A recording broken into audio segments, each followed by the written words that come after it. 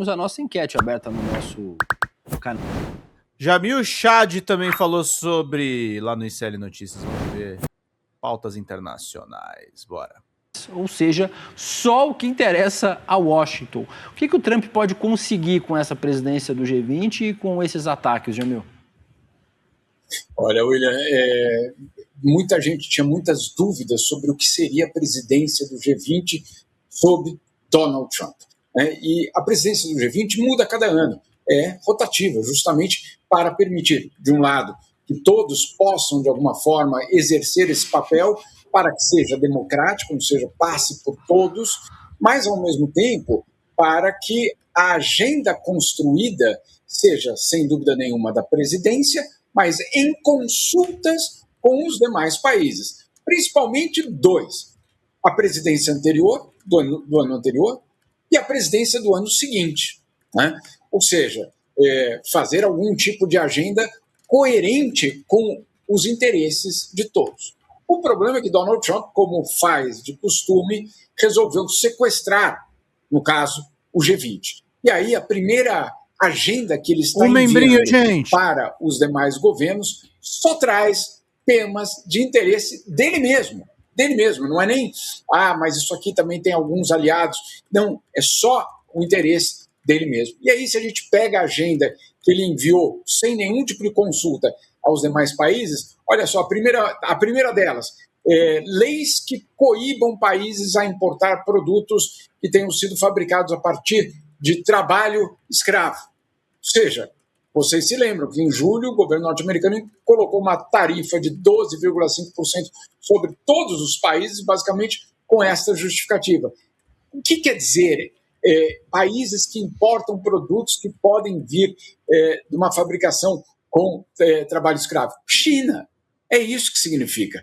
Como você tem, obviamente, uma enorme competição por mercados, o governo Donald Trump criou esse argumento para impor essa agenda. E assim por diante, todos os outros temas. E isso deixou, claro, os países muito irritados, porque, claro, você imagina, William, você vai ser convidado para uma reunião que você é membro permanente, e a agenda é de um deles só, impondo, obviamente, uma nova, eu diria, estrutura comercial no mundo.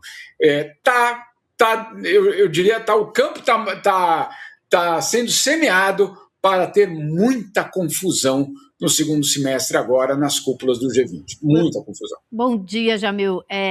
Duas coisas. A primeira, eles construíram esse argumento do trabalho escravo, que é um argumento falacioso, que a China não é um lugar onde tudo é feito com trabalho escravo, nem de longe, e cada vez menos, porque a melhoria da qualidade de vida, sim, as disputas lá dentro, as greves que acontecem para melhorar a qualidade de vida dos trabalhadores se multiplicam, só que nada disso é dito no Ocidente, porque não interessa, Mas eu queria te perguntar o seguinte: tudo bem, ele tem a presidência do G20, ele vai tentar impor a agenda dele, mas o G20 não vai tomar nenhuma decisão que contrarie os interesses da maioria, ou seja, ele vai usar aquilo ali como uma plataforma de discurso, porque medidas na prática ele não vai conseguir contra a vontade de todo mundo, É exatamente esse ponto, e essa é a preocupação de vários países, inclusive do Brasil, de que você tenha, de fato, uma utilização, um sequestro do G20, que não vai dar em resultados, porque, claro, imagina a China, está sentada ali,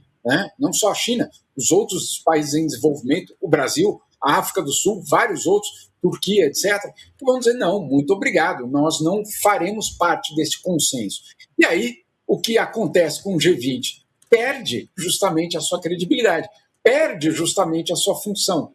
Então, tem muita gente muito preocupada de que isso não é só um sequestro do G20, é um sequestro que, ao mesmo tempo, tem como objetivo desfazer qualquer tipo de poder que esse grupo tem. Ao desfazer esse poder, o que você faz? Você tira, basicamente, de campo um grupo que, obviamente, tem vários países em desenvolvimento e tem, sim, os interesses chineses sendo colocados. Uma estratégia que eles já utilizaram na OMC. Ou seja, uma maneira de destruir, de combater o multilateralismo, Por dentro. Não é deixando o G20. Eu abandono o G20, não faço mais parte. Não, eu faço parte e coloco uma agenda tão impossível que, na verdade, aquilo ali se transforma numa bomba interna e desmonta o bloco. Chico. Jamil, e o louco é que essa imagem que o Trump faz circular da China é uma imagem de uma China talvez de 30, 20 anos atrás, né? Sempre ele tenta perpetuar a imagem de uma China movida a trabalho escravo, uma China inteiramente poluída ainda, quando essa realidade já mudou faz tempo, né?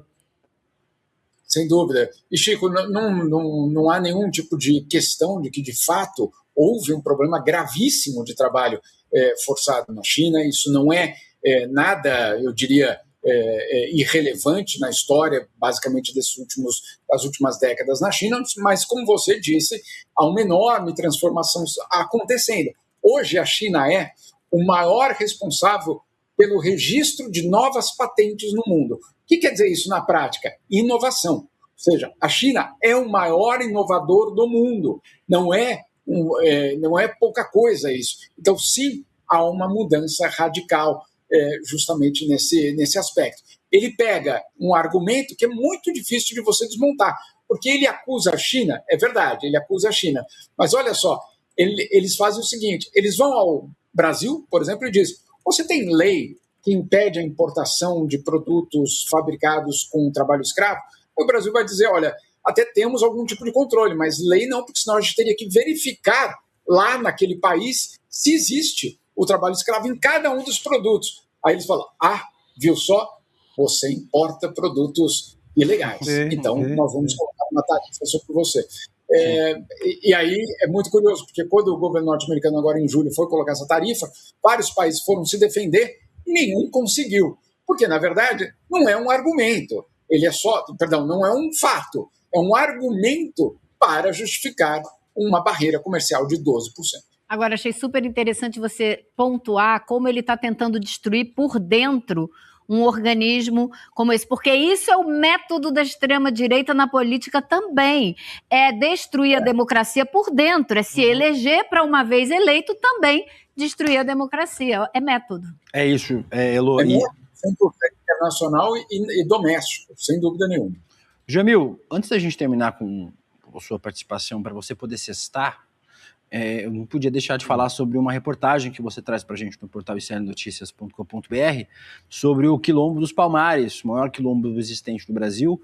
Durante o período colonial chegou a ter mais de 20 mil habitantes, foi destruído pelos portugueses em 1694 e séculos depois a mesma região que desafiou o sistema colonial hoje assiste uma disputa violenta por terras. Você esteve na área conhecida como Serra da Barriga, em Alagoas, e eu queria que você falasse um pouco sobre essa reportagem para a gente encerrar sua participação de hoje, mas a gente não podia deixar de trazer esse tema, porque é uma baita reportagem que está no nosso site ICL Notícias. Jamil. William, há poucas semanas eu estive justamente na Serra da Barriga, que é no interior de Alagoas, e que foi o local, vamos dizer assim, histórico da sede do que foi o Quilombo dos Palmares. E, claro, toda a história que o Quilombo representa para a própria história brasileira. Era uma espécie de desafio ao padrão monárquico, de exploração e, de claro, da monocultura. Isso era o Quilombo. Hoje, você chega lá e você vê a mesma luta por terras, a mesma luta por dignidade. E os dados são absolutamente impressionantes. Eu estive num dos acampamentos do MST, inclusive com pessoas que foram basicamente jogadas para fora quando uma das empresas, uma das usinas de um dos grandes proprietários locais faliu. Esses agricultores ficaram sem trabalho, sem terra, e há mais de 10 anos estão esperando para ser assentados. Mais de 10 anos, você imagine isso. E aí eu conversei com vários deles, as histórias são absolutamente dramáticas. E você chega aos dados, basicamente, de Alagoas, e principalmente do interior de Alagoas, você vê que, obviamente, é uma perpetuação desse sistema absolutamente opressivo. Mais de 40% da população vivendo abaixo da linha da pobreza. Isso em 2026. 40% abaixo da linha da pobreza. 13% de analfabetismo, a média nacional é de 4%. Fome ainda assim sendo uma realidade. E tudo isso numa das terras mais Vamos férteis fechar um membrinho do só, planeta. gente. Eu convido vocês para acompanhar a reportagem, porque tem relatos que eu fiquei pensando, eu acho que eu entendi um pouco melhor do Guimarães Rosa, quando ele vai justamente para o interior e ouve todas essas pessoas que tem um lirismo profundo. Essa imagem que vocês estão vendo é onde os agricultores dormiam.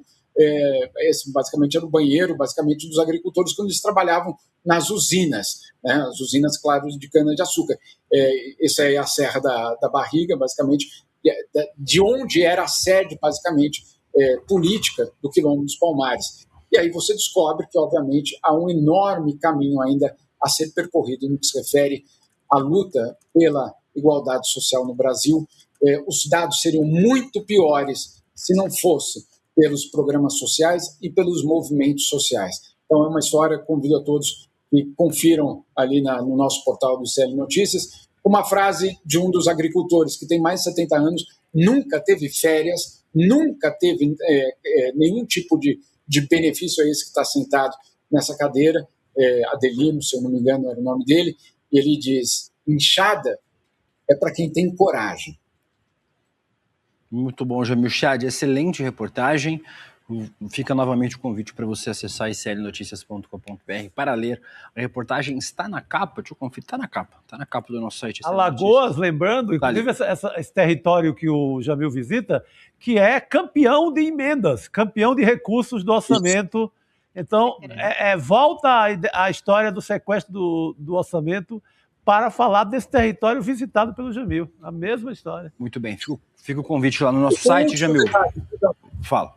O último detalhe, William, Arthur Lira, muito presente na região. Só para vocês terem uma ideia, o presidente do INCRA, em Alagoas, se eu não me engano, entre 2017 e 2024, era um aliado do Arthur Lira. Em 2024, finalmente, ele sai e entra um primo dele, perdão, é o contrário, um deles é primo dele, Valeu, Fernandão. É um aliado dele, o presidente do INCRA em Alagoas, um aliado e um outro que era um familiar, basicamente, do Arthur Lira. E completa a história com um dado do portal de Olho nos Ruralistas, que mostra Excelente. que Arthur Lira e sua família têm 115 fazendas em Alagoas.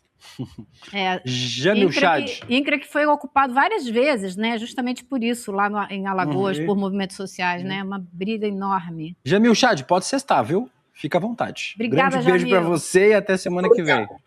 Oi, gente, eu sou a Sara Miranda do Folha TV. Eu tô aqui para agradecer sua presença no nosso canal e pedir para você continuar apoiando o nosso jornalismo progressista independente, que precisa muito da sua ajuda. A primeira coisa, se você não está inscrito no nosso canal, já faz isso agora e receba as notificações das nossas lives. Além disso, você pode acompanhar toda a nossa programação durante a semana. Também tem outras formas de você continuar nos apoiando financeiramente. Uma delas é pelo Pix, folhademocrata@gmail.com. Também temos o apoia-se/Folha TV, onde você faz contribuições mensais e recorrentes e nos ajuda muito.